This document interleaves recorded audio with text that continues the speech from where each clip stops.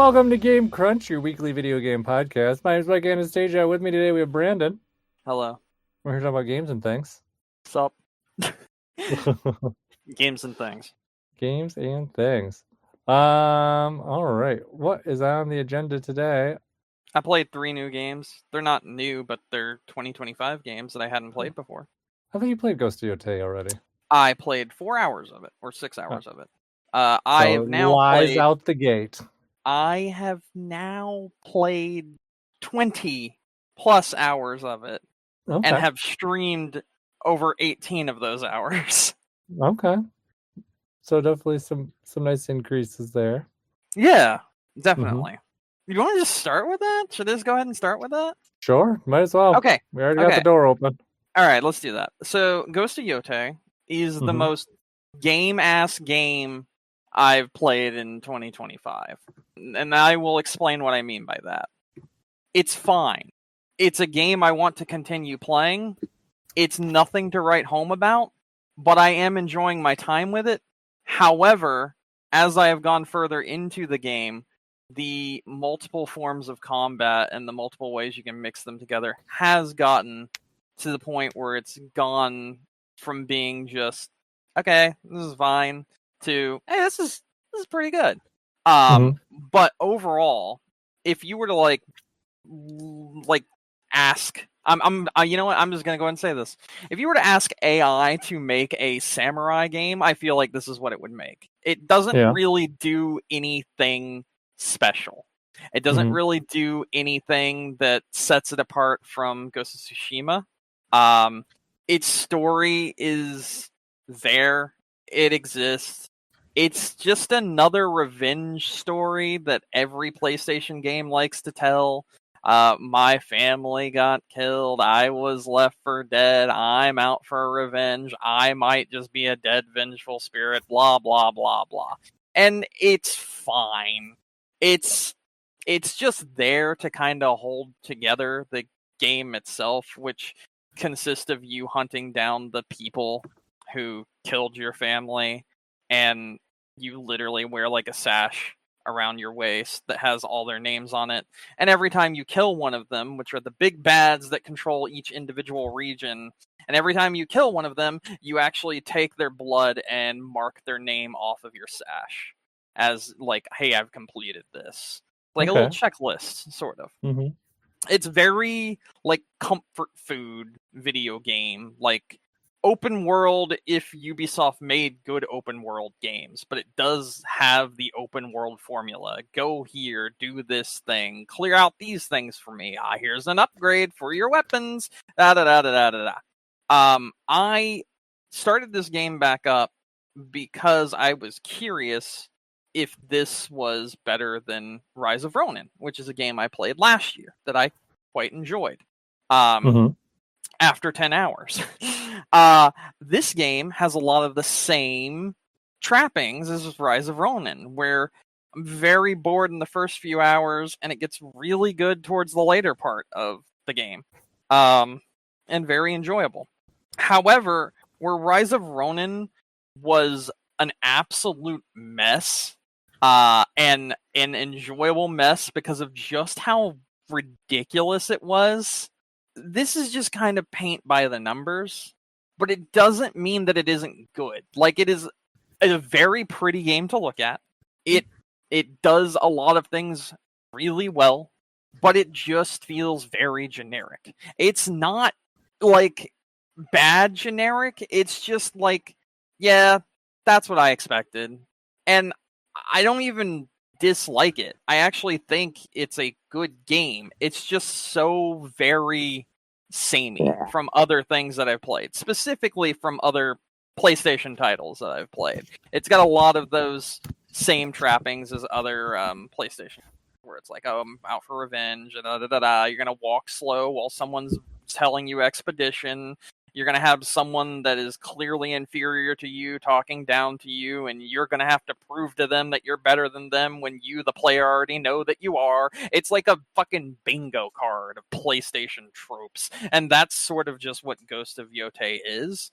But the actual moment-to-moment gameplay as it has progressed has gotten more fun and more enjoyable and hasn't felt like a chore, and it is a nice game to look at. So, like, just in general, I've been having fun as the game has moved on and gotten better, but that doesn't make it anything special. That's kind of where I stand with Ghost of Yotei. It's fine.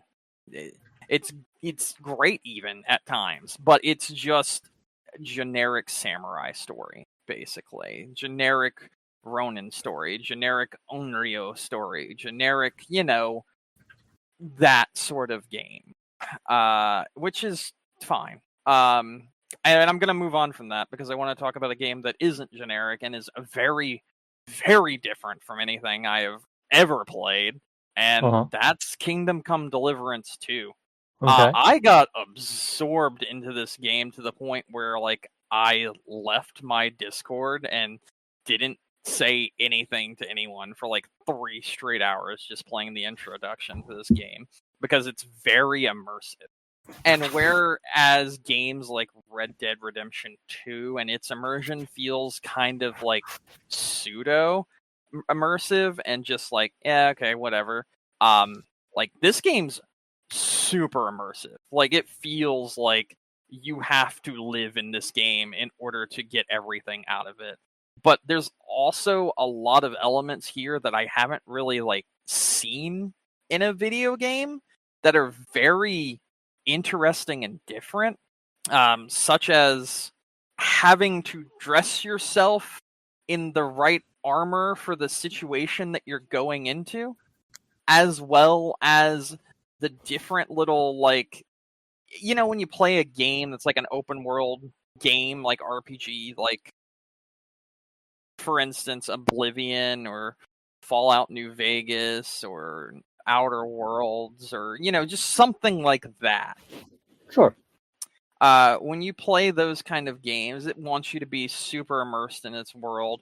And then sometimes you have those really weird chore missions where it's like, hey, go get me this stuff and bring it back to me. And you're just like talking with like the locals, and it's like, okay, well, this is the stuff I have to get through to get to the more interesting parts. One of my first missions in this game was to bury the bodies of someone that I killed because I killed them in the front yard of this old woman, and she was like, I can't have the rot of their dead bodies stinking up my yard and giving away that you murdered them here. And I had to physically walk out into grab the bodies, pick them up, and then walk out into like the marsh and find soft soil so that I could dig a hole to bury them in. And that's like the beginning of the game. And I was like, this is fucking weird.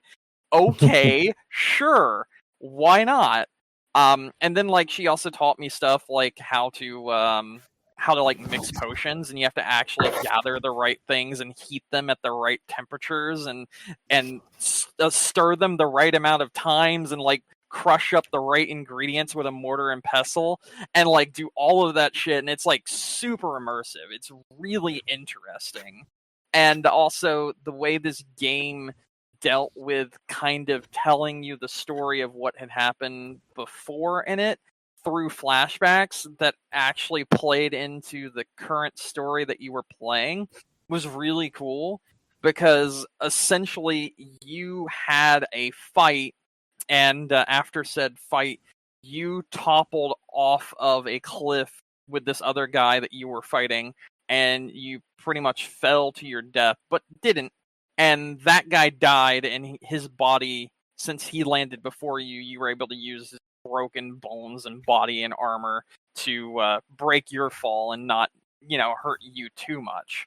But you still have like a concussion, so as you're limping with your with the lord that you're following and he's trying to get you to safety, you keep going in and out of consciousness, and when you go out of consciousness, you like look at the world around you, and as you're looking at the world around you that is current time, it starts creating the vision of what happened from the past game to fill in new players, and it does a good enough job while still feeling like the game you are currently playing is what you're playing, and it's still giving you backstory and exposition without just directly reading it to you and letting you just see it in like a dreamlike flashback. And the way they handled this element to fill people in on the gaps of the important elements of what happened in the last game is really cool. And I don't think I've ever seen this done in like a game before. It was really neat the way they presented this, and it made it feel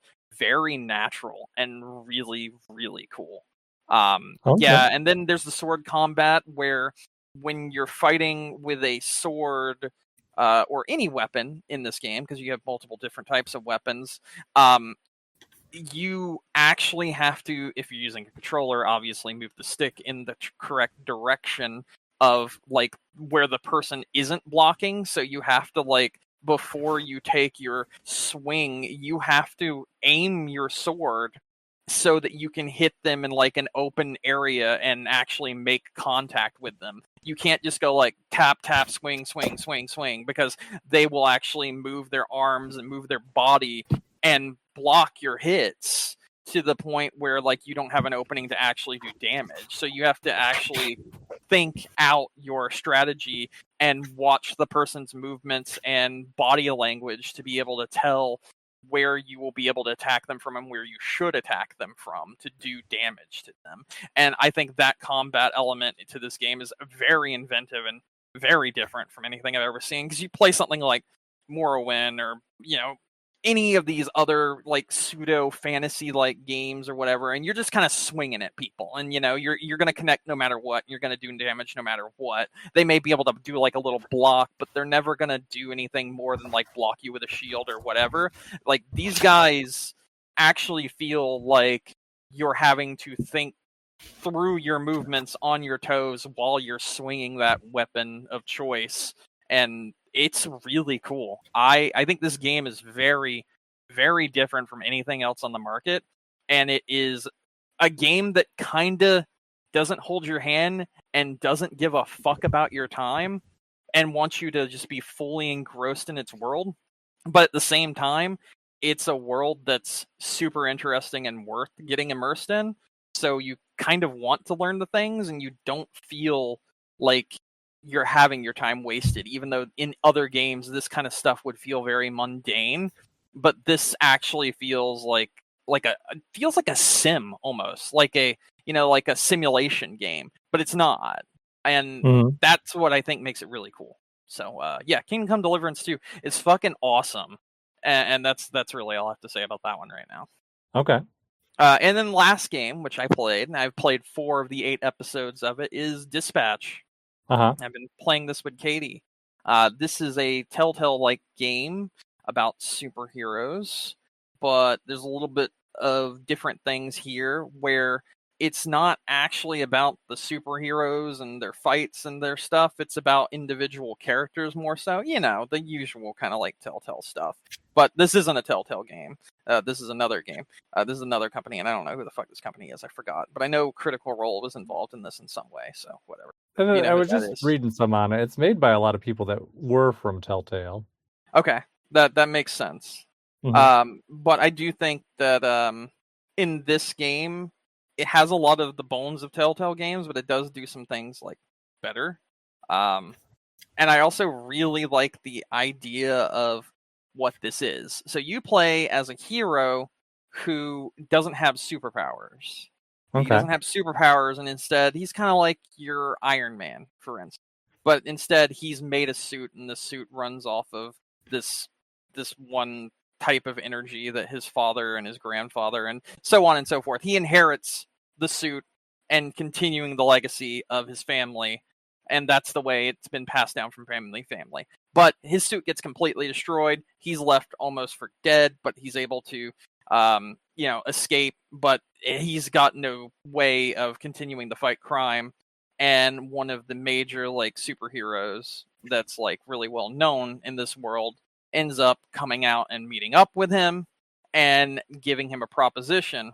And the proposition is, I would like you to join our team, but not as a superhero, but as a dispatcher. So you actually interact with other superheroes, learn their strengths and weaknesses, and know how to dispatch them to different crimes and different things that are going on. And then you, the dispatcher, has to gain the trust of all these other superheroes because you don't have powers. So they don't give a fuck about you, but you're kind of bossing them around, telling them where to go, this, that, and the other. But even more so, what makes this dispatch unit you're dealing with is it's actually a group of supervillains that are trying to be reintegrated into society as superheroes. So you're dealing with the misfits of the group of multiple people that aren't heroes. They're literally villains that are trying to be reintegrated into society, and this is a way of handling them before they just send them off to jail and say fuck it, basically. So you have to decide who goes where, who's right for what job, and this, that, and the other. And you have a little thing that shows you what their strengths and weaknesses are. But also, when you talk to them outside of the dispatch element, you have these relationships that you can build with them, a la things like your Walking Dead, your Telltale games, where you have information that's given to you, you have conversations, so and so will remember that, or this, that, and whatever. It's just a really interesting take on the genre. It's very fun. It's really, really enjoyable. And there's a lot to it. But to say more is to spoil it, and we're not at that point yet, so I don't want to talk about spoilers for this game. I just want to say it's super cool, and if you like games like the Telltale games, you will love this game. Super cool superheroes. Yeah, I mean they're not though. We just talked about that. They're not heroes. Super lame superheroes. No, they're not heroes. That's the part you're missing. Super lame supervillains. No, they are cool. Yeah, you bro. All right. Anyway, that's it. It looks interesting. Yeah. Yeah. No, it looks really good. It's got a lot of big name voice actors too. It does. It does. Mm-hmm. It also has YouTubers too. Oh, does it? Yeah, it has. I mean, I think everyone knows Moist Critical, so it's kind of hard not to know who that is. Do you know who that is? Nope, no fucking clue. Charlie, Penguin Zero? Nope. Wow, okay. Well, everyone knows that guy. He's like an OG YouTuber, like someone that's been around since like 2012, 2010, somewhere in there. And he's huge. And he's very fun. And he's in this. He plays a character in this. And so does Jacksepticeye, who you probably also don't know. Nope. Although his name sounds a little more familiar. I have no idea how you've heard one of them, but not the other. That's actually insane. I don't know. No clue. I don't think I've watched either videos from them though. So. Yeah, it checks out. Yeah. All right. That's what it. Else? That's it for me. That's it for me. I mean, I also watched Wrestle Kingdom 20. If I could talk about that, where a wrestler by the name of Hiroshi Tanahashi was retired. It was his retirement match. He had a retirement tour in all of 2025 where he put on 130 plus matches, and then he had his final match at the Tokyo Dome a few days ago, and it was very, very good. And the entire pay-per-view was actually quite good as well. But it was very sad too. Like the whole, it's always sad when like someone retires from something. But like this man's been doing it for like 26 years. So he earned a break. Yeah. It also was very emotional. It was really cool. It was a really good match. And then the after event was also very, very neat, very good, very well done, where they brought in people from his different eras, even some people that had been banned from being in that building and being in that ring. And I don't mean like banned as in like, hey, in storyline you're banned. I mean like legitimately we're not allowed to come back to this company. But he let them for his retirement tour. So. Oh, that's nice. Mm-hmm. Or they let them, because some of them he didn't even know were going to be there. So yeah, that's a whole nother rabbit hole. Like one of the guys that was banned from that that company, he was banned because he revealed that they worked for the Yakuza at one point in time, and because of that, it gave them a lot of bad press with, the Japanese just in general, because they found out one of their biggest sporting events and biggest organizations for sporting events in Japan was working with the Yakuza, and that didn't go so well, and that caused a lot of turmoil within the company and caused a lot of people to drop out and leave. And because of the guy who was the whistleblower on the entire thing was banned for life from ever being in a ring or in that company again. But they allowed him back for the retirement match, but also they allowed him back. And on top of that, this man walked down the ramp by himself with his longtime lover / friend next to him, but without a crutch, without a cane or anything, and he broke his femur 2 months ago. Oh, good for him. Man is insane. Man is actually insane. Sounds like it. So, yeah, and that stuff that I just said isn't storyline based. That's literally happened. So, yeah, it's hard to denote what's storyline and what isn't in wrestling sometimes, but that stuff's all true. So that's why I wanted to inform you of that, even though I know you don't care, but I found it to be interesting. No, it is nice. All right. Anything else? No, that is actually it, I think. Okay. All right. Well, I finished up Cyberpunk. So that's where my time went this last week. So I got like another 45 hours in it. I'm around 90. So I think where my final run time is, at least at the moment. Yeah, I had a really good time with it. So, that's awesome. Yeah, I really enjoyed it overall. I don't really have any big nitpicks for it. Just kind of the things that we talked about last week. I think it's really enjoyable. I really enjoyed the story stuff that's there. I'm really excited to see what they end up doing on the horizon there. They're making a sequel. We already know that. Yes, they are making a sequel. Apparently, they're using Unreal Engine 5, though. So who knows? That will be a hot mess. That's what the rumor on the streets is, at least. So God bless. We'll see this game come out in like 2035. So, and it will still be a mess. No, but yeah, so that all looks good. It'll be interesting to see where they end up taking it. I probably still am going to put some more time into it this week, because I did really only finish one ending so far. So I just kind of want to boot up and see kind of what the other endings look like. So that will give me a little bit to do. But otherwise, I finished up like all the side gigs. I finished up all the like extra jobs that they give you. So I did all that kind of stuff. I did really close to 100% of this game. Like, what else did I do? I finished up, like, there's no big events left on the board for me. There's some of those little, like, the little scanner events that kind of pop up, like the police activity areas, where it's just kind of you go in and clean out a little bit. Like, there's like, I don't know, a ton of them, but that's it. Otherwise, all the other big stuff I've really just finished up, so that's all good. I did see another one of those. I actually had another good example of the nudity thing that we talked about last week, where I was doing a scene with a character, and the character in front of me was jumping off of a boat nude, like literally not wearing clothes and nothing in their hands, and they land in the water with swim trunks on. And it's like, okay, this is the dumbest thing. Like, literally, you go in 1 second from nothing to clothed. Yeah, that's exactly the kind of stuff that I was talking about last week when I said, I think I also saw a shower scene that was very similar, where it's you're just like nothing and then clothes, and it's very strange. I think that's actually one of I think the bigger disconnect things, where you're just kind of like, this is obviously not what I just saw about 3 seconds ago. But yeah, that stuff's all really good. I think the characterization and some of the plot points, I think, are really interesting. I think some of the stuff's actually kind of like Dark Mirror, or not Dark Mirror, Black Mirror, like thought-provoking stuff too.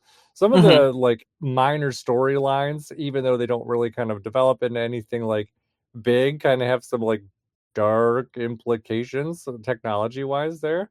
Yeah. And kind of looking at, where your decisions are, some of the quests you're in, like, there are no good decisions. Yep. You Yeah, can I think I definitely be like like, that a lot about that yeah, game. There's a yeah, lot of things that make it be like, you play a lot of games and it's like, okay, this is clearly the correct the decision good to make. choice. Yeah. It's a good choice. But like, I feel like Cyberpunk's like, yeah, well, actually, we'd rather just see where your morality lies, because there is no good decision. Let's see Yeah, what exactly. happens. Yeah, and it's just like, well, either option's gonna suck. You gotta pick one or the other, and that's just kind of where it is. So, Katie's actually been playing a lot of that game on Switch too since I got it. oh And really? I'm curious if how she's gonna feel when she gets to some of those decisions, because there's a lot that are like, all right, what's the good choice? There is none. No, and sometimes what you think is the good choice is actually not. Um, where it's just like you pick it because you're like, oh yeah, I would want someone to tell me this or whatever, and then like things just go completely sideways. Mm-hmm. Yeah, like it very much can, and there's really just no seeing that there. I am kind of curious because I know you said you didn't play any of Phantom Liberty. I didn't. I really, really plan on doing that. Right now, I'm Mm-hmm. trying to knock out some of the 2025 games to see if they make it onto my top 10 list, because I Mm-hmm. put together a top 10 list already, and looking at them, I'm like, I'm pretty sure this is my list, but there's a few things that could take this over, and I'm not sure. And it only takes like 10 hours to finish this game, this game, this game, this game. So might as well go for those games instead. And then in between, I'm playing Kingdom Come Deliverance too. So yeah, Yeah. haven't gone back, but I do plan on going back this year and finishing all of Cyberpunk 2077. It's Did you DLC finish it included. before or Oh yeah, no? I finished the original Okay. game, like the base game. I haven't Mm-hmm. finished the DLC.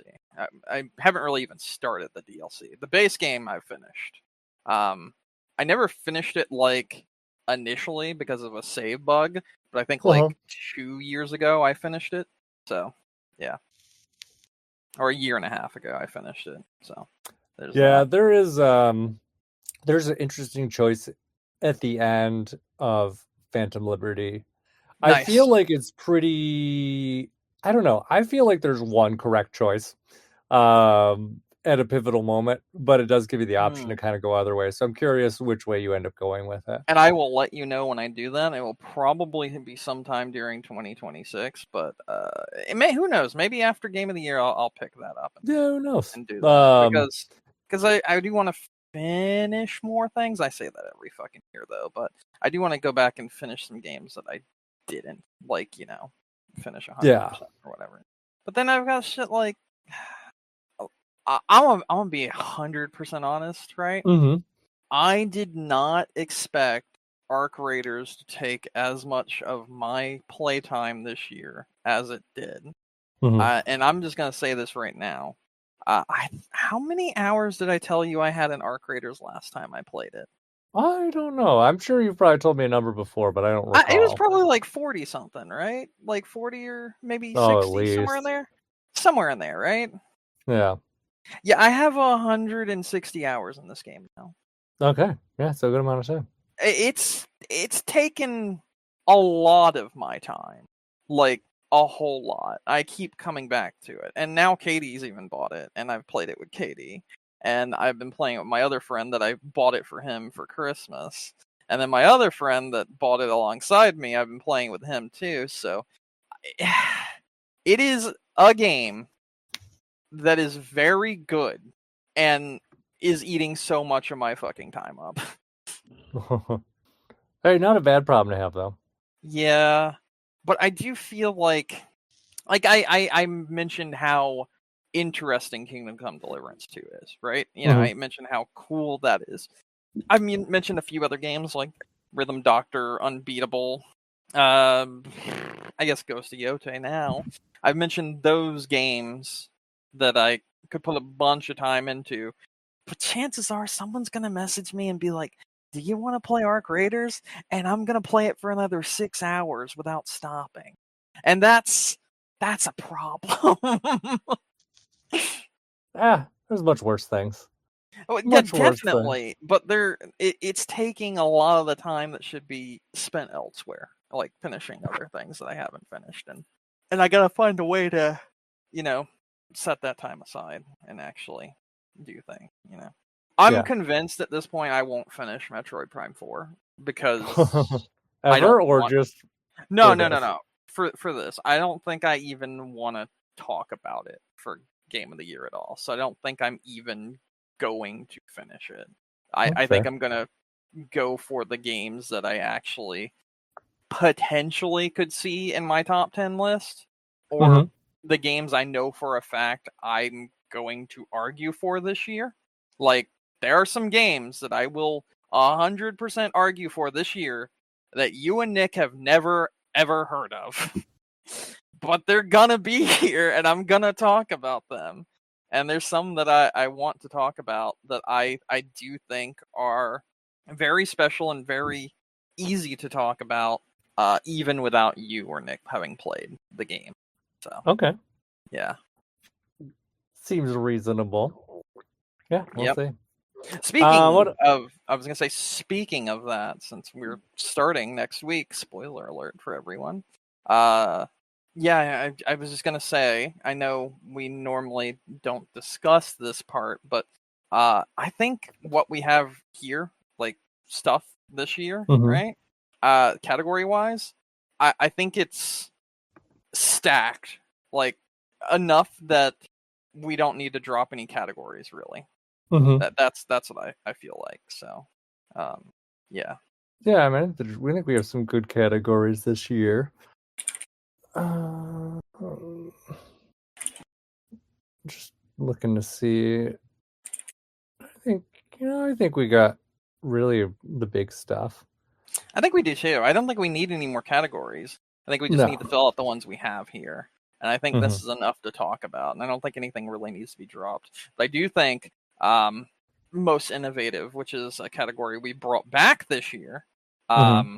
is going to be really fun to talk about. Yeah, I But think that should be. literally everything that's in that list right now, I wrote down. So like, uh, is that where we're gonna leave it? Where I'm just gonna argue with you guys about a bunch of shit that I played this year?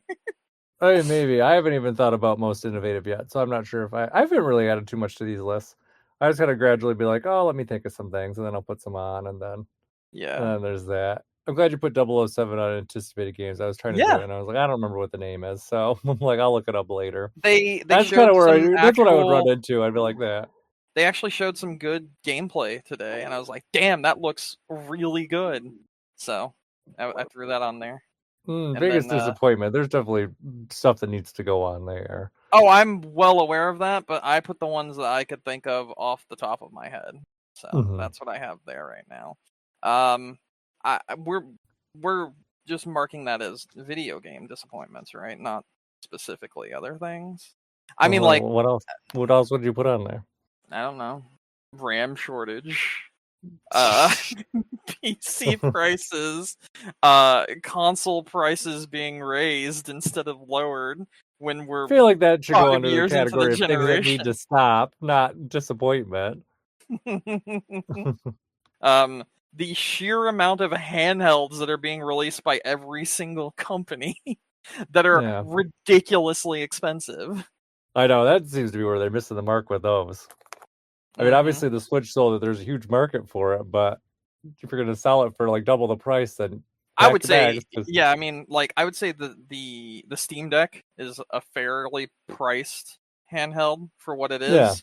I think that I've come around to the PlayStation Portal, to be completely honest, Mm-hmm. for a number of reasons, which I think are actually kind of interesting to talk about. I mentioned AI, and we know how Nick feels about AI, but the larger thing about AI is a lot of RAM is required to run data centers, or at least the chips used in RAM, which is causing consumers as well as people that aren't AI data centers to be getting short-sighted on. I mean, short-changed on how much RAM they can buy, how much they can do this, that, and the other. And I think the PlayStation Portal is a good compromise because it doesn't take that much to run it at all. It's not like huge. It's a streaming device for either from your PlayStation or from the cloud. It's $200. It now streams the games you already own on PlayStation. And let's say the PS5 goes up another $100, right? The PS5 goes up another $100. The Portal's still $200 or even less if you buy it used. You could buy PS5 games and stream them directly to your Portal. So you could have the best of both worlds for significantly cheaper. And I know a lot of companies will probably end up moving towards streaming this upcoming, like, in between generations phase, because of the fact that these shortages are absolutely ridiculous to the point of impossible to continue manufacturing the consoles and PCs at the rate that they are currently doing so, with the increase in AI data centers and the large amount of money that it costs now to purchase both consumer as well as consumer for PC, but like the fact that a lot of the AI, a lot of the RAM companies and the people that made the chips in RAM, those people have moved on to only selling to AI companies instead, because it gets them more money. And due to that, people like Micron, who was Sony's supplier, has left the industry and is only selling to AI. So you got to go somewhere else, and then the prices have already skyrocketed. You got to do a whole new contract with another company, and so on and so forth. And other companies such as Microsoft and Nintendo are probably going to have to do the exact same thing, and everything's just a shit show right now. So yeah. Streaming consoles are going to be a thing of the future, sadly. And I think the most fairly priced one currently is probably the PlayStation Portal. So fair. That makes sense. It's also comfortable. I held one. It's very comfortable.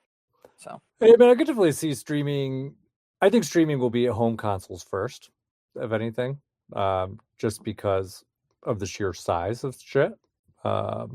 But I don't, because like I just mentioned with the RAM problems and everything, you're not going to run into as many issues with smaller handhelds and the chips you would need to run those, such as but like streaming on a handheld Shields, without a Wi-Fi is going to be a bigger issue. Oh, those have Wi-Fi. Yeah, but not the whole world doesn't have Wi-Fi. Like I can't go into my backyard and play this game. Yeah, that's fair. That's fair. But I mean, like, you could obviously do, like, there's some companies, like there's a company I saw recently that got back into the MP3 player business of all things.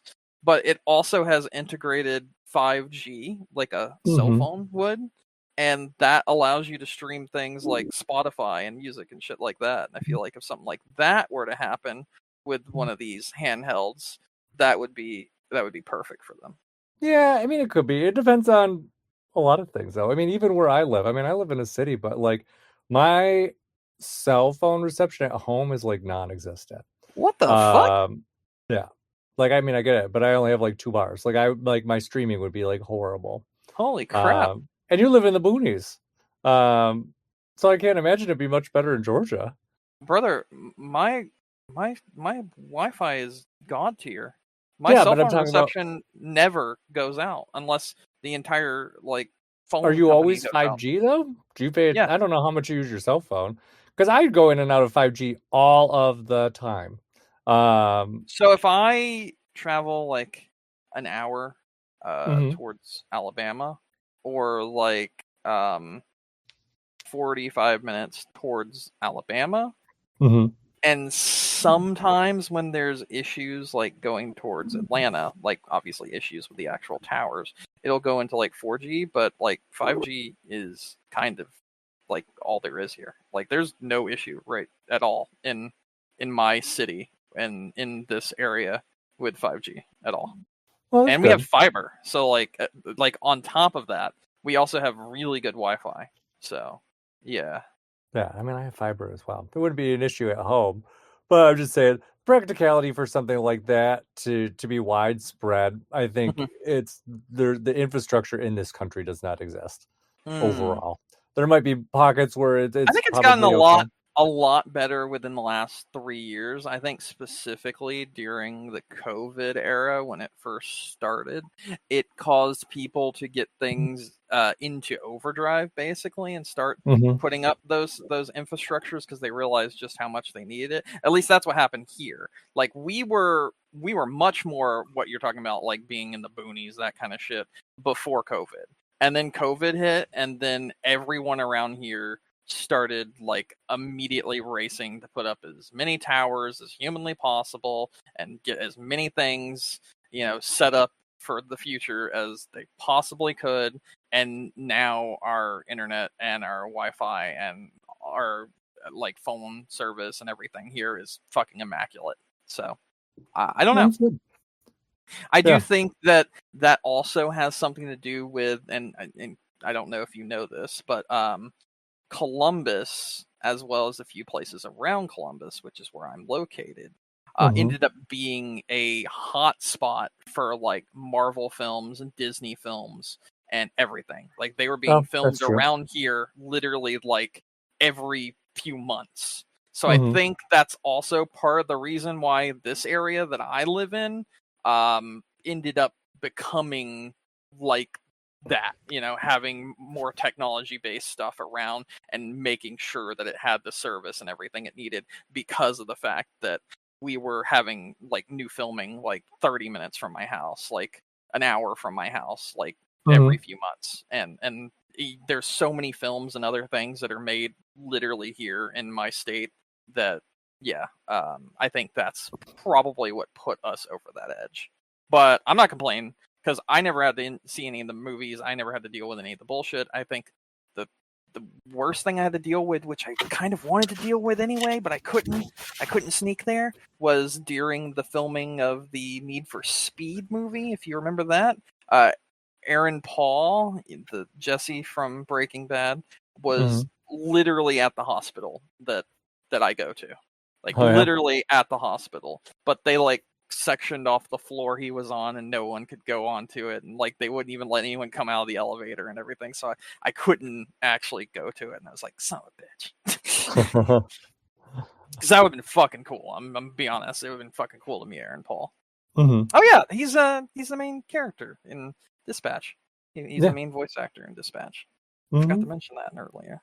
He does a really good job. So well, that's good. I can't remember. What else?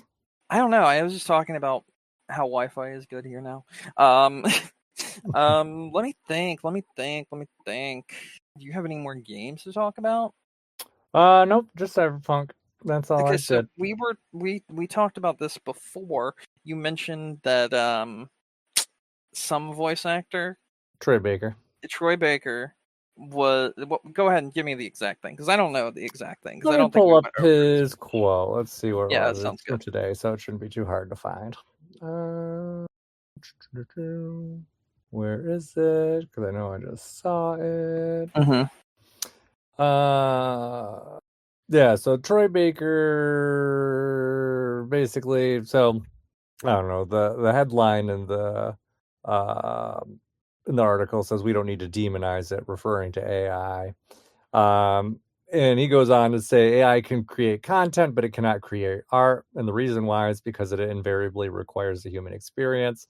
There's a fundamental premise to making art that people are not remembering right now, and that's requires artists.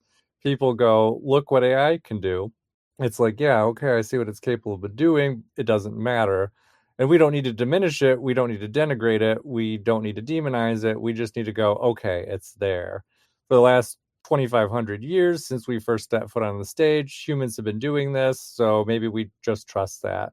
Maybe we trust that this will be part of the process.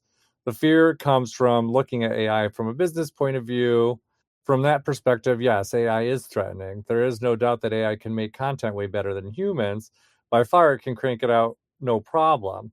What I see happening is that this birth of AI and this burgeoning industry of it is actually going to drive people to the authentic. And we're going to see opportunities of, I want to go and watch this person sing this song live. I want to see theater. I want to read books. I want to have this firsthand experience, as opposed to the gruel that gets distilled to me through a black mirror. I think it's a good thing. I think it's a revolution. So that is his take. Interesting. I Mhm. so I think I don't like saying this, but I do think that his take comes from, and I mentioned this before.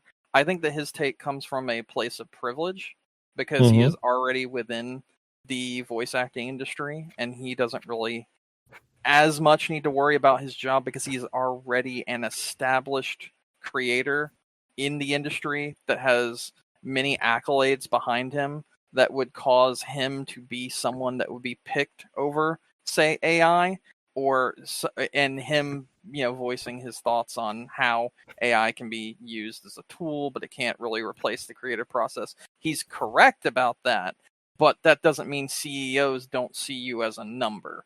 And as such, I do think that it's going to make the creative process harder to break into because people are going to be looking at the most, like the easiest, like in these big name industries, like the voice acting industry and like the movie industry and stuff like that. I think a lot of people are going to be looking for the best way to cut corners and save as much money as humanly possible, and will turn to AI instead of using it as a tool, use it as a replacement, which is going to create those, garbage consumer things more so than that art that he's talking about.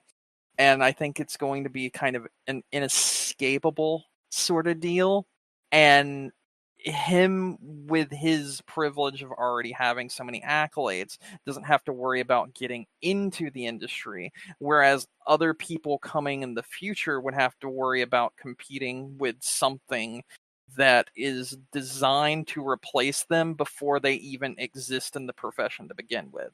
And that's going to be difficult because that thing's always going to be advancing and being trained off of people that haven't even had a chance to have their peak moment yet. But at the end of the day, and it's kind of like we have seen, and as far as we know, this is where it is. Like what AI is putting out, yeah, it can make images, it can make songs, it can do whatever, but you're getting McDonald's quality food. Like it's not like at this point in time, you can still tell, obviously, what art is AI. You can tell what articles are AI. You can tell like what music's AI. Like it's Mm-hmm. not a high bar for anyone to jump over that actually has any kind of like better than basic skills. Yeah, and I Uh, don't disagree with that at all. But what I do think is, whereas McDonald's doesn't have to worry about, because you have like, you're not looking for people, you're not looking to replace food in general with McDonald's. You're not looking to do that. That's not what the fast food industry was set out to do. It was set out yeah, to make food fast, quick, and easily consumable. In a lot of ways right now, CEOs are looking at AI as a way to replace human interaction and human art by doing that. And whereas because of that specific reasoning, I don't think that this analogy works for what you're saying. Because I think McDonald's it. was never to replace the, gourmet best fast food industry. That, I mean, not fast food, best food industry. It was always to be something easily consumable and fast. But Exactly, you but see at the end of the things day, you right still have now, to eat, Brandon. You still have to eat. you absolutely So, still have to eat. You're and 100% like correct. And Gordon I'm not, Ramsay is not worried about oh, McDonald's. Gordon Ramsay's nothing more than a fucking slot merchant You himself, could so pick whatever.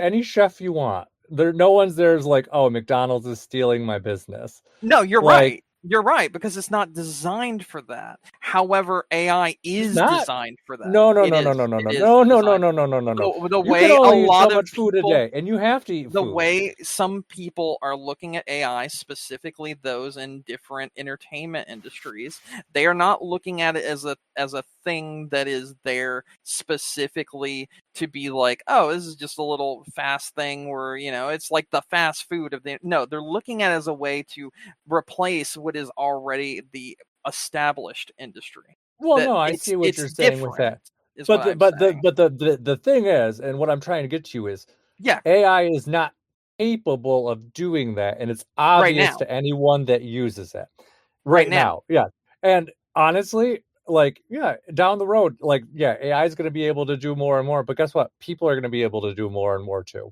But Like, what it's if not. we? Okay, never mind. I was about to go like another direction. No, I am going to go that direction. I'm going to say Okay. this, Yeah. right? Mm-hmm. What if, right? This, you look right now, and man, this is a lot deeper than I want it to be for our Mm-hmm. podcast, but I'm going to say this anyway. If you look at the way AI is being handled right now, in some ways, it's a way of pre-programming people to be okay with it and to fully accept it as a replacement. That is a thing that is going on at this point in time. Now, I know people such as yourself and even me, to some extent, doesn't obviously don't see it as that and see it as a tool that can be helpful and everything.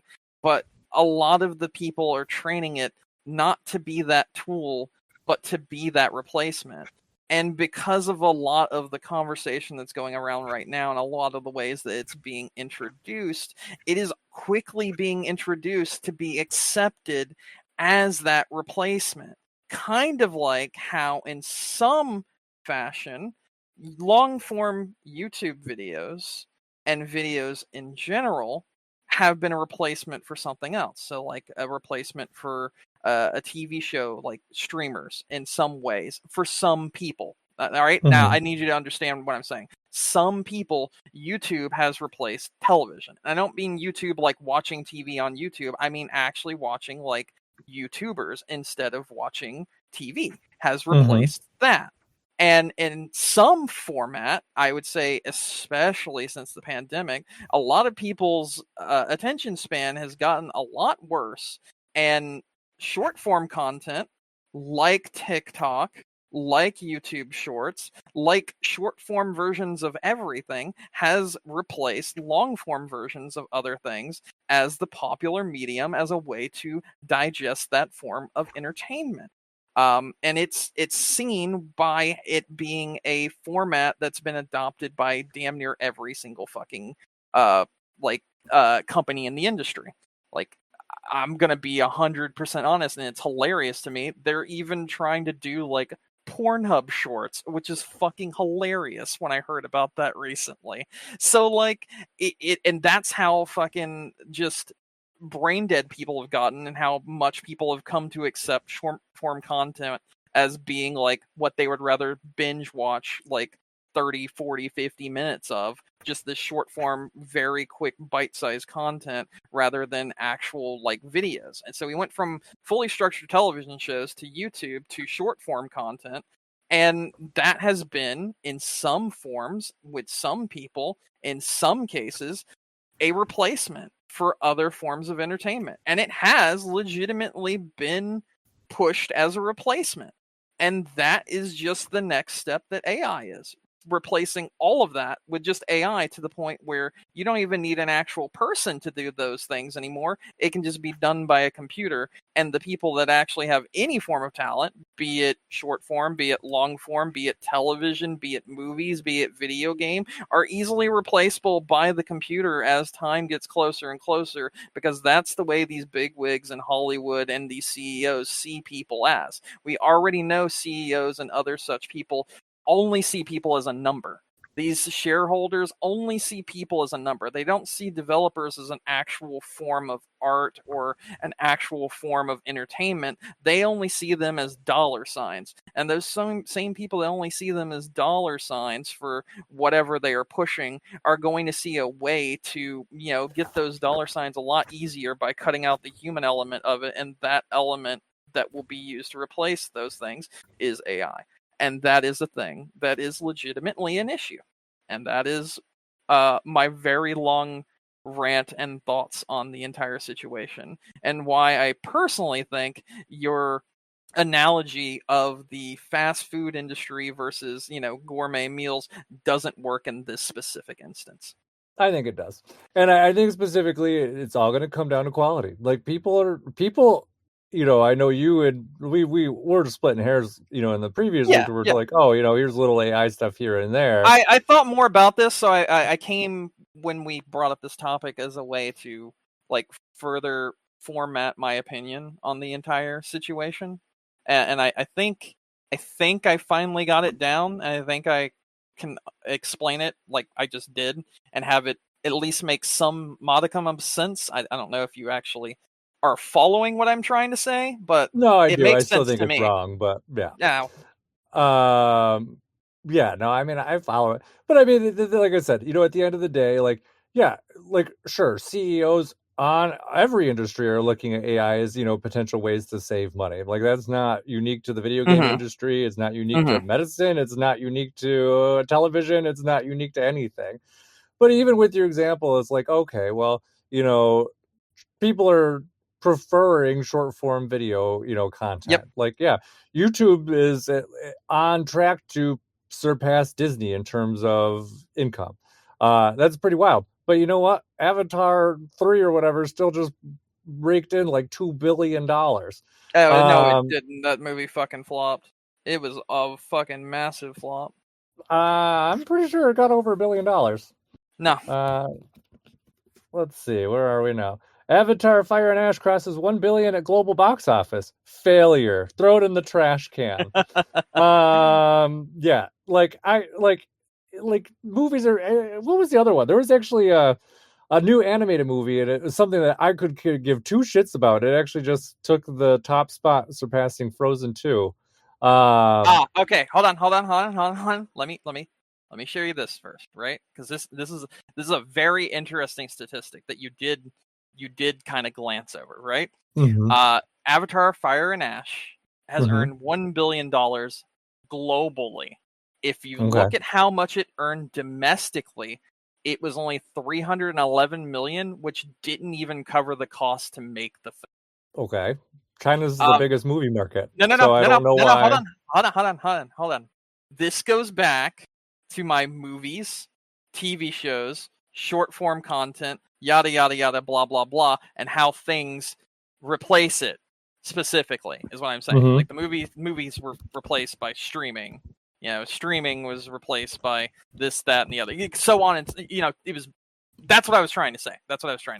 But also, yes, globally it did make 1 billion, but domestically it was a huge flop in the US. That's all I was trying to say about that. But also, we, specifically the US, Uh-huh. we are kind of slop merchants. And I hate saying that, but like people don't really have an attention span anymore here. I think we're dumber as a society. I mean, probably, but it's even like, where's this number I'm looking at right here? Da, da, da, da, da, da, da, da, da. Let's see. Oh, here we are. Perfect. So Avatar 1, the first one. Mhm. So this came out what year? 2010, 29, or sorry, 2009. So 15 years ago, we'll say. We'll round it. Just because we just barely crossed into 2026. So the budget for Avatar, and this was its total run. Original Avatar budget $237 million. Domestically, it eventually made $749 million. Mm. Internationally, it made about 2 billion. The domestic percentage was 27%. Not that different from what we were just talking about Mhm. with the other movie, with the newer one, in the AI age of things. The other thing that I was going to point out with this too, the opening weekend, the Avatar 1 only made $77 million of its $237 million budget. By your logic, that was also a box office flop. Like it doesn't have anything to do with those kind of things. Like I said, the US market's not That's fair. not the That's biggest fair. movie market. But really it's over 15 years, like that percentage is widely held the same, and it has done pretty well. Well, to be Um, honest, Avatar's overrated anyway. But anyway, it is. I've never seen any of them, and I don't care to. I've seen the first Um, one, and I've seen the like 5-hour version of the first one as well. mhm. It's fine. Like, it's not Yeah. bad. It's fine. Honestly, I'm surprised that this movie is getting like like 4 sequels. I think that's the most shocking thing of it. You shouldn't be shocked. It's James Cameron. He likes to drag everything out. Yes, but again, at the end of the day, the moral of the story is people are going to go where content is, and they're going to go with what's big. Even if you talk about stuff like Nintendo, they've said for years, like, oh, we're not competing with Sony and Microsoft directly. We're competing with anything that is also entertainment that can take time away from video games. Yeah. And AI is kind of the same way. Yeah, there's people that are gonna find some hot flashy thing that's there, but at the end of the day, people are going to go with quality. It's like, you want your shit dribble, yeah, sure, hop on TikTok for a few minutes, go to McDonald's. But when you want quality, you're not like, oh, let's go. This is not like a what is it, Demolition Man, where Taco Bell's like the fanciest fucking restaurant in the world. Like, people are going to go where there's quality. And yes, like, maybe at the end of the day, there will be some layoffs in the video game industry that are related to AI. We aren't there yet. We've not seen it yet. They're going to try. But like I said, probably at the end of the day, these with teams how much are they've so already big. hid about AI, right? Mm-hmm. Okay, so here's the thing. Mm-hmm. Larian quite literally told us, and so have other companies, that every single developer is using it. They're just not telling you. Okay. I don't think that's fair. I think that is something that should be disclosed. I think if one person has to disclose it, I think everyone should be legally obligated to disclose what they're using. Because like when you boot up a game, right? You boot up a game. You see the developer, you see the publisher, you see the engine, you see the this, that, and the other, all of that stuff.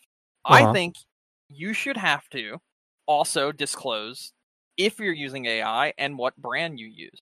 I think that is something that needs to be done in the future, especially if there are already companies that are using this stuff and just not telling people. I don't think that's fair. I don't think that's right. I don't think that's okay. Why? For a number of reasons. First and foremost, I will mention this, which I have mentioned already in the past. Gen AI is one of the most popular forms of AI, and a lot of people are using it. There are some signs already that both Call of Duty and Battlefield 6 used it this year. Gen AI is trained by specifically just drawing from any image that's ever been uploaded to the internet. This means other people's images, which this has happened, and I will say this right now, I have literally seen this happen. Other people's work that has been put online that Gen AI has been trained off of without these people's knowledge has then been used to copyright claim the original creator of the work and get the original creator's work removed so only the Gen AI version exists. And that is plagiarism, and that is theft, and that is copyright infringement. And that is not okay. And if you're using an AI that already has those parameters not programmed into it where it can just do that, and if you're a big multi-billion-dollar industry and company, I think you should probably have to disclose that you're doing that, because more than likely the images that you are using that are Gen AI have been taken from someone else without their permission and without them knowing. And that's not okay. And that's the reason why it's not okay. I mean, I understand what you're saying, and it's obviously it's an issue with AI. And you mentioned some examples. Have you seen any examples in Yes, video in Call games? of Duty. Yes, I have.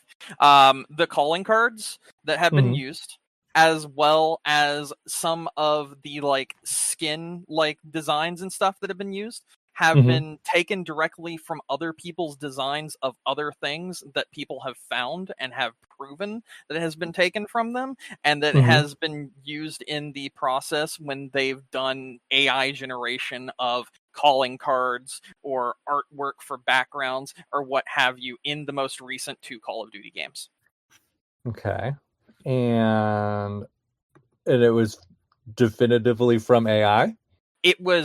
They came out and they said at the point in time when the person claimed that it was their work, they said, we generated this with AI and that this was their own creation, quote unquote, and the person is like, how is this your own creation if it's done by the AI, and if I can line this up all the way with my original creation and even show you the faults that it still copied. Mm-hmm. And this is also the same thing that happened in the past before AI, where Call of Duty had taken other people's artwork and just copied it. Instead of using AI to copy it, they just straight up copied it. So this isn't a new thing. There's been straight up plagiarism in the past, and now there's been straight up plagiarism due to supposedly them using AI to make backgrounds as well as calling cards. So it sounds like your issue is more with video game developers, though, than with AI itself.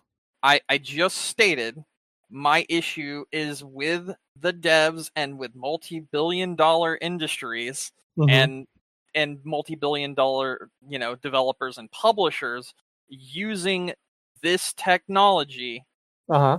Specifically the one I mentioned, which was Gen AI, which is trained off of people's artwork and other Isn't such Gen AI things. just a generic name?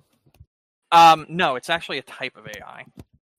Well, it's generative AI, but it's not like you're not talking about a specific company, correct? No, but there's multiple different types of AI that could be. So, like, oh god, what is it? So I'm not saying like Grok, for instance. I'm not saying like Grok, or I'm not saying like Chat GPT, or what's another one? Gemini. I guess that's I mean, one. Grok does exactly what you're talking about. Grok does do exactly what I'm talking about. Yeah. I'm saying the structure Mm-hmm. of AI without. Oh God, let me see if I can put this into words. It's so difficult to. Well, it is. Let me tear apart your argument real fast. So let's say, so I guess the thing is, I feel like, and this is me really playing devil's advocate, but I can tell because you're going to bat for plagiarism. Anyway, go on. I'm not with what I'm about to say, because I feel like the issue is you're like, well, they're stealing artwork. Well, they were stealing artwork before. That's not changing. Obviously, the practices of the developers is really the big issue there, and it's specific developers that really are causing these issues. The second thing is, though, too, like, we don't know what kind of AI that they're using specifically. Let's do a theoretical example. Let's say they were using AI that was trained off of licensed material. Would you still have the same problems? What do you mean by licensed material? Where the AI was only trained on material that was like licensed to the company, like the AI company? Licensed to the company, or out of copyright, like too old. So let me put that into perspective, because that's almost like asking about if you would have problems with someone using Shutterstock images. That's kind of what you're asking. Which, no, it would look kind of crappy, but there would at least be some form of regulation there, so it can't just steal. So the issue is not AI specifically. Well, it's the way it's handled currently. It's the way it is designed in its current state. That is the big problem I have with companies using it right now. But you can train, like I said, with AI stuff. I can download a model of AI onto my computer, and I can train it on whatever I want. Like, I don't have to go on the internet and steal things. I could just pick up my own stuff that I've made myself. Done that. There's actually people that have done that. Yeah, there's actually people that have done that. Here's the thing, and I've said this before, right? Yeah. I have been not a black or white area for when it comes to AI. I have had many takes where I've talked with you about this, and we've gone more in depth with this. If this is something your company is training, and it's training it off of licensed things that you have already established, and it's not just taking from other artists that have not given permission, that does not bother me at all. That's kind of going back to the whole Leaves situation that we talked about with Hot Shots Golf forever ago. Yeah. That's so really the issue comes down to plagiarism again. Yes, correct? 100%. At the end of the day, it's theft and plagiarism that is my biggest problem, as well as the potential replacement of people before they have a chance to even get into an industry. Those are my 3 biggest problems with AI right now. There's another that I could get more in depth into, but I feel like that's a whole other can of worms. I do feel like in some ways the way the AI is being presented currently, it is being used as a replacement for actual human interactions, and that is kind of scary, but that's the whole Black Mirror portion of AI Yeah, that isn't that's really an for us to annoying. talk about. That is you do know I'm right though about that. That is kind of scary because like it's very obvious that that is the way it's being used in some respect right Oh yeah, now, and it's most of those like chat things, like if you go on yes, Amazon and go chat with someone, yes, that's AI. Like you're not talking yes, to a real person. yes, exactly. And sometimes it's nice because you can get shit done without needing to deal with someone, but it's And also kind sometimes of you annoying. really just can't. You Yeah. really can't, and it Hmm. makes things 100 times harder, and it Exactly. makes things more difficult, and it's going to cause a lot of problems because it doesn't know how to interact with you. But I'm also talking about like the chatbots, like for instance, the one where the person was convinced to kill themselves, for instance, last year by the It's happened chatbot. multiple times. Yeah. That shit is scary. That shit's Well, Black Mirror-esque as fuck, and yeah, it that's is. not okay. Those, aside from, like I said, those are my other big problems with AI. But then my problems with AI in the game industry really boils down to theft of smaller creators that don't even know they're being stolen from. And I don't think that's okay Well, it's because not that okay, but you know what? It wasn't devalues okay another. before AI either, and it still You're right. happened. And I've always stood on not being okay at plagiarism and theft. I've always Yeah, as said all that people when it should. comes to artwork, that is But not I okay. think the problem is with the AI argument as you're presenting it is at the end of the day the issue is not the technology itself, it's the people using it. And they're using it in a way that is, like I said, plagiarizing. That's an issue. But if someone was to say use it correctly, then it wouldn't be an issue for you. But is it easier But to govern the people using it or to govern the technology itself on a case by case basis?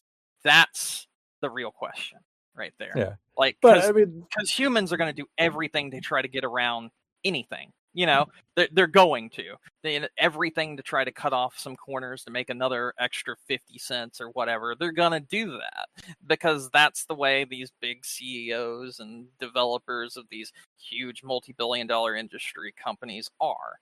But if you, as you said, had a AI that's trained off specifically licensed things, or even, let's say, what's the word I'm looking for, royalty free, like something like mhm. that, right? And then your company used that. I think that's very different from an AI that's just open to taking anything from anywhere. Because then in some cases you might even have companies that aren't known for plagiarizing things or stealing things, plagiarize things and steal things without realizing it. And that's the problem. That's the problem because you're gonna have bad actors that are just gonna be like, this is the AI, and then you're gonna have people that weren't bad actors that were like, I'm sorry, it was the AI, and you are not gonna know where one stops and the other begins. No, but that's an issue. And that, but at the end of the day, again, it's the developers. The developers are the ones that should be blamed for it. They have an obligation when they're making a game, kind of like you pointed out, like, oh, they put all Mm-hmm. these things up to say, what engine they're using and these other things. Like, yeah, if it's their responsibility If to that information obtain was the rights to given, things that are in the game, make sure that they have ownership for it, and make mm-hmm. sure that they're correctly attributed. That's not anything new to any sort of media. Like that's been Yeah, going on since copyrights. So like it's not a new issue. The mm-hmm. issue is that developers are knowingly using this technology in ways that are illegal, Mm-hmm. and nobody's going out of their way to stop them. It's not That's the that is the technology's problem. fault. Mm-hmm. It's not the develop. It's not when I say developers with what I'm about to say. I mean like most of the people that work on the team, not their fault. Yeah, Most of it's management or above that are making these decisions.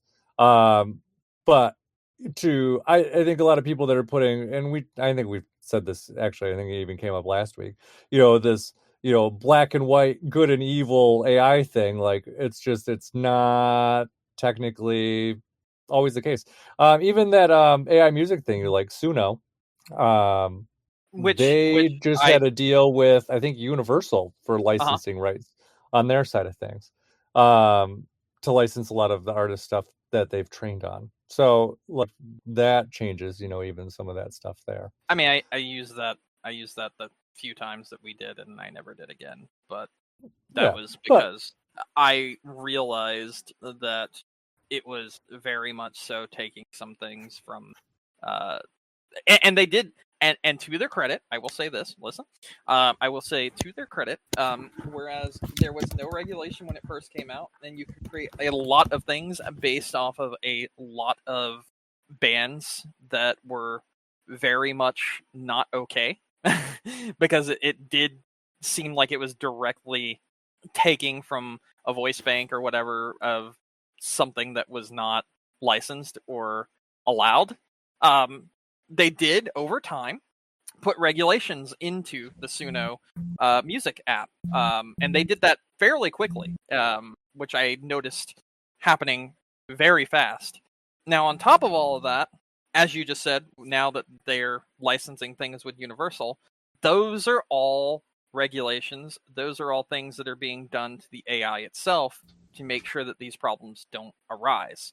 That's part of the reason why, like, if you were, let's say, for instance, you became real big, like really, really big, but you still used Suno music or AI music or whatever, like you yeah. would in our podcast, would you personally state that? Like, from a morality point, would you state that this is AI music? Oh, I don't care. I mean, people should know. So you're saying people should know. That's the thing. You just said people should know. And that's my point. People should know that an AI like thing is being used in, be it a game or a TV show or whatever. I think it should be as clear that what AI is being used as what company has produced it, because this is just another company that's working on the production, even if it's not a technically Exactly. real one. And that's Yeah, where I stand it is again going to when get I was talking it. about earlier that these developers should be forced to disclose what form they are using in order to create these games, and shouldn't be allowed to produce these games without saying it, and putting these things into it without saying it. Specifically, these big multi-billion-dollar companies like your Activisions, like your EAs, that just try to sneak a thing in and then make a couple of bucks off of someone when no one even made that shit to begin with, and it was all computer generated and But the thing is, potentially though, even like stolen I from said, someone though, that it doesn't really even know it doesn't. was used. But it doesn't change. Like, yeah, you're like, oh, people should know. But yeah, that's not anything new. Like that's attributing rights, and that's been around for decades. Like this is not. It's not a new concept. It's just for some reason No, it's people not. just It's aren't just doing it. Um, exactly because they don't care, because there's no regulations for it, which brings me back to my point that there needs to be some form of regulations, whether that regulation is no, there you are needing to give regulations. that. there's there are regulations for those kind of things. Like even the example you mentioned earlier, where it's like, well, someone generated something and then they copyright struck something else, or the people with the Call of Duty calling cards. Yeah, there are regulations, but the problem is, for like, let's say someone decided to download our podcast and steal my voice, Yeah. and I'm like, oh, that's my voice. Someone has turned it into an AI voice, and they can make it say whatever they want. Mm-hmm. Okay, I can see that. I can clearly see that. I can see it's happening. It's very obvious. But what am I going to do about it? Well, if there were some form of regulations, then you could do something about it. They stole my voice. Like there's enough ownership there that I could realistically make a claim against them. What do I do now? I don't know. That's what we need to get to as a society. Figure out what to do about that. Well, Like I mean, there's that's there's plenty to do. Like I could go to a lawyer and be like, "Hey, this is what's going on." But the problem is, I could not afford said court case against, I don't that's know, true. Sony. So it really doesn't, like, But you look at something unfortunately. like YouTube. right? Let's go back to YouTube for 1 second, Okay. right? You look at something like YouTube. Someone steals your video, someone steals your content from Yeah. YouTube, or you Mm-hmm. in turn steal someone else's content.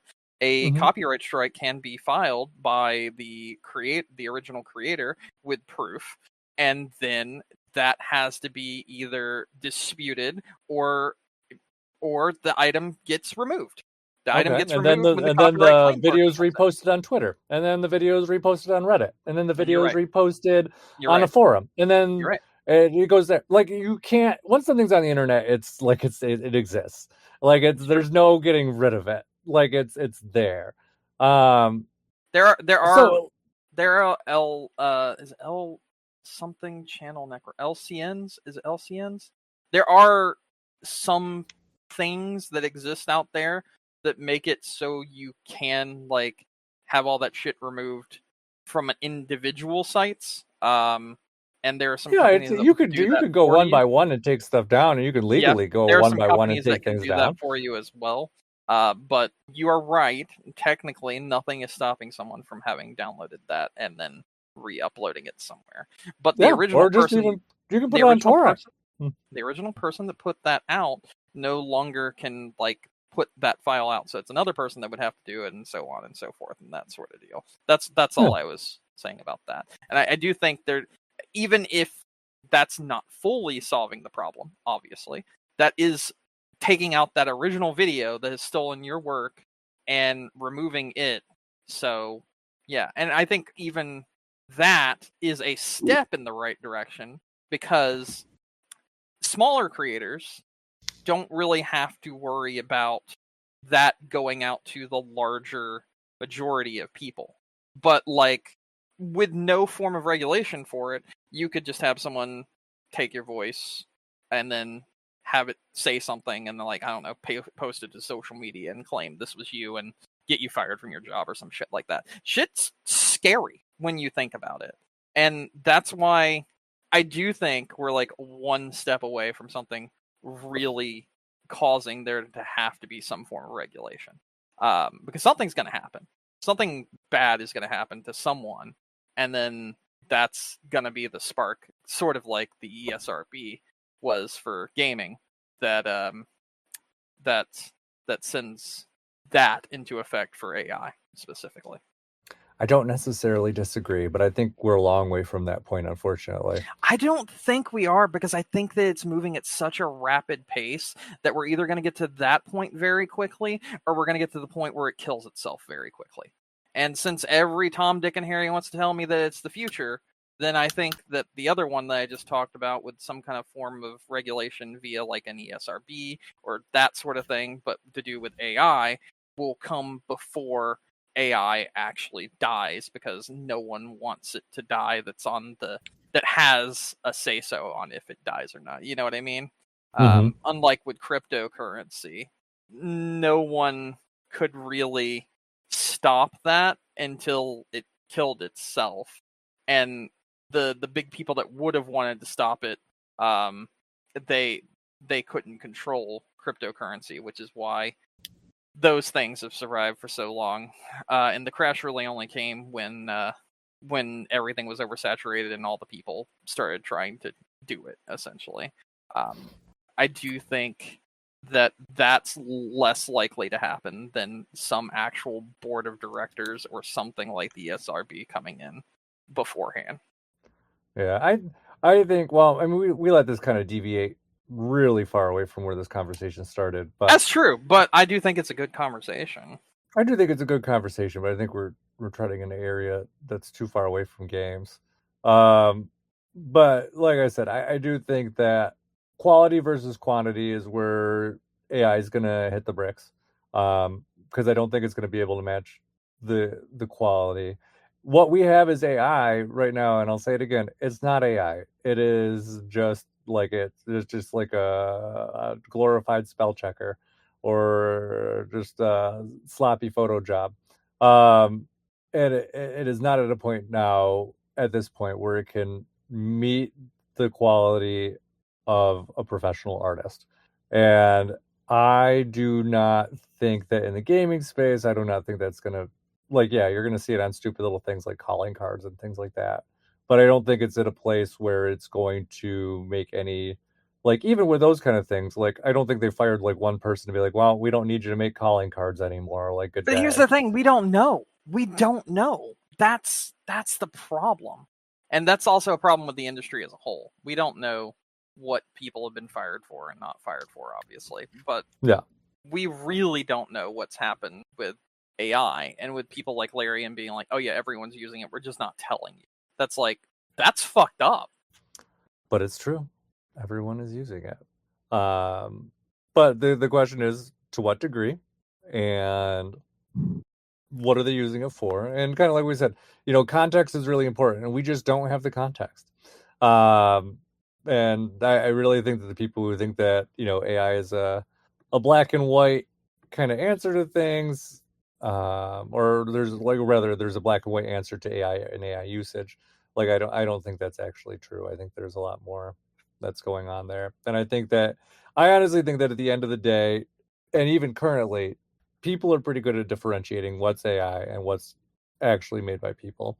And the stuff that is primarily AI built, even YouTube videos, it's very easy to notice the quality difference between that and something that someone actually like meaningfully spent time to put together. Even if you read an article, like a lot of articles these days, they talk in circles because they just have AI generate them. Yeah. And it never really gets to the point, and you got an article, but you didn't get quality. And then it's what's going to be with, I think, in video games in the future. It's like, yeah, you got this piece of art, but it's not quality. Like, and if you want your game to be quality, then you have to get quality work, and AI is not the place to do it. Are you going to see it in shitty iPhone games? Sure. Are you going to see EA use it for some shitty like, I don't know, like gotcha content? Probably. But the end of the day, the stuff that's really good quality, you're not going to see it in there, and it's going to be obvious. And I think that's where we're going to see it kind of go down the road, because people, even if you, like, kind of like we were talking about, one sale at the end of the day is not going to make a difference. One person there, people are going to drift towards where quality is. Like, look at Expedition 33 and just kind of how people really drifted towards that. And then they drifted away from it once they knew it dealt with AI. Did they? Is it selling bad now? How bad are the sales? So you can't. Here's the thing, right? Mm-hmm. How do you refund something that you've already purchased? There's only one way you can really do that, and it's Steam. Yeah. So how has it dropped in Steam rankings since the AI things? Yeah, actually, it did. How much? Let's see. Where is it at now on the list? Let's find out. Top sellers. It is. Ooh. Whoa, wait, where is it? Oh, it is very far down. Let's see. It was number 2. Mm-hmm. It is now 3, 4, 51. Mm-hmm. With still a 10% off sale. And it has dropped from overwhelmingly positive to very positive in the last 30 days. Mm-hmm. That means it lost about 20,000 reviews that were positive in the last 30 days. Mm-hmm. That's a significant decrease in the perception of something because of something that was found out about it. When was the AI thing? The AI thing happened right after Game of the Year. That is when the information about all of that came out. And that was when people started pulling out, what do you call it? Pulling it out of Game of the Year, even for other Game of the Year like, there was another Game of the Year thing that's not Jeff Keighley's Game of the Year show, but it's like someone, like maybe Dice Games or something. I don't remember what it was, but anyway, that Game of the Year retracted its Game of the Year win and took it away from Expedition 33 because of the AI shenanigans that happened with it. And like I said, it is very obvious here that it has dropped in popularity and it has dropped in its overall rating because of that. It has been only 30 days. I'm looking at a graph of its like daily concurrent users. I'm not talking about concurrent users. I'm talking about the actual. Yeah, I can actually show you. I can literally show you this. Look at this. Look at this. Look at this. Where are you at? There. Okay. So, December 12th. Mm-hmm. I believe that is when the information first came out about it. Okay. If you look at the amount beforehand of blues to orange are negative votes. Mm-hmm. The amount afterhand is pretty high compared to what it was for its negative votes before, and I can show you a full-on Is the blue positive votes? The blue is positive, but what I'm saying is the negatives are the ones that have been turned around from past votes. Yeah, but the positives have like tripled. God. Okay. No, okay. I see what you're saying. Like, yeah, there's more negative votes. Yeah, I get it. But there's significantly more positive votes too. So we have. All right. So let me try to give you a small example real quick. Right? Okay. So on December 9th, there were 227 positive reviews written. And 24 negative. Okay. December 10th, 241 positive, 18 negative. Mm-hmm. December 11th, 228, 25 negative. Now, okay. You're right. There are a lot. Do you have all those numbers in front of you, like for all the days? Yes. What's January 5th? January 5th is that is 452 and 36 negative. Okay, so a full month after this has happened. Yep. It still has double the positive votes. Yep. And just barely slightly more negative votes. Correct. However, I would like to show you the full graph of everything since its release. Okay. That I want to see. And here's the full graph since its release. You can see at its release initially, you've got the people that obviously refunded it because they just didn't like the game that it was during its hype period when it first released in May. You'll see consistently there is like no red anywhere for like the next 7-8 months whatsoever. Even going into December, there is no red. Then about the time, specifically in the mid of December, when the AI stuff came out, we start getting again a influx of negative reviews. But if you look before, there's like no negative reviews versus positive reviews. And then after the AI information, you get a decent jump in a very quick amount of time, a span of 30 days of negative reviews where there were none for a span of like 8 months. There's also barely any positive. Incorrect. Well, I think like you look at these like the graphs for these weeks in like October, like they're like half of what's in December for positive reviews even. Okay, then let's look specifically at right before Game of the Year.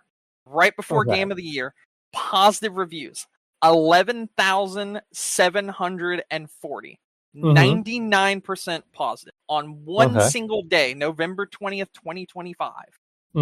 And with those 11,740, you got 169 negative. Next, we have 8,865 with 127 negative, right? Now we're going to go over to the time, and keep in mind, 8,100 negative, 127 negative. Or 8.8 thousand, 127 negative, right? Now we're going to look over here once the big thing happened with the AI. And remember, keep in mind, 8,000 positive, 127 negative. After the big AI debacle, 4,000 positive, the same day, 703 negative. Next one, 3,400 positive, 471 negative. My point is the consistency of the negatives were very low, barely breaking 100, and I think only once breaking 200, and that was right when it came out. And then you have the AI debacle, and you have like consistently 703 negative alongside its highly positive reviews, 471 negative alongside its highly positive reviews, 332 negative alongside its highly positive reviews, 269 negative along its highly positive reviews.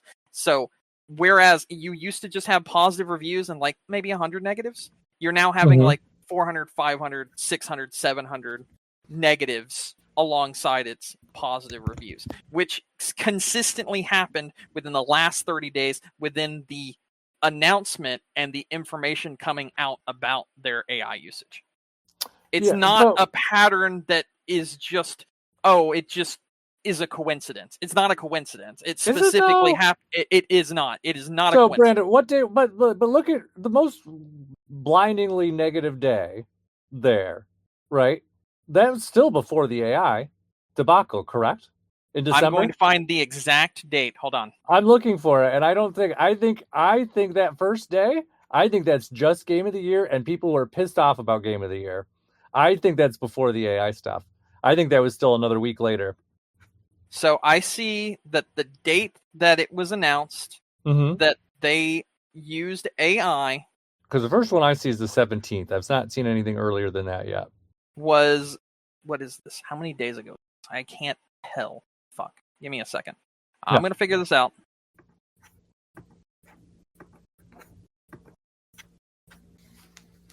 I think you might actually be right about the 17th. I'm not seeing another date.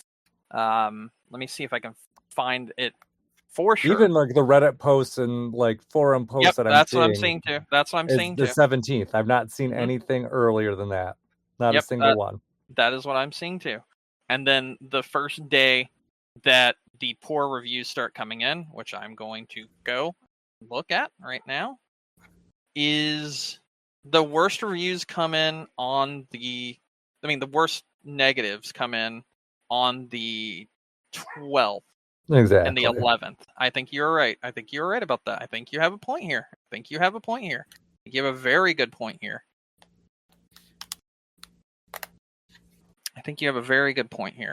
I will concede that 100% because I think you're right. I think you're right about that.